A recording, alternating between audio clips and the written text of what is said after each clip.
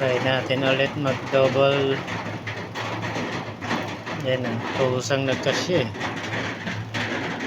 Sabit yata.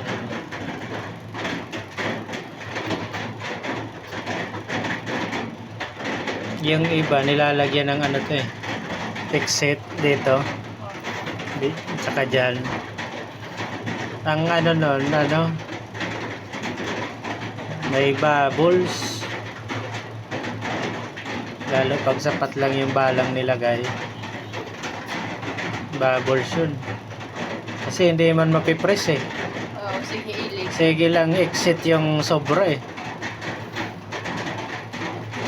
Yan ang naano ko dati, nakaano na ako niyan sa ibang lab, kaya inject na ako niyan eh, yung may excess exit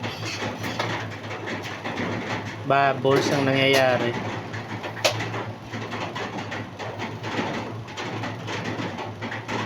Kaya hindi ako naglalagay ng ganun. Yung iba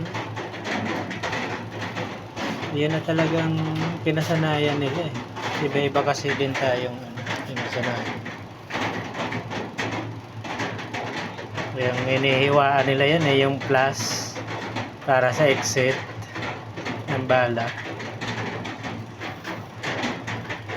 Ang ano nun, hindi talaga maano, hindi siya buong mapipress lahat yung bala, yung hindi ba masiksik kasi may exit na yung ano eh, yung parang pinaka ano excess nya,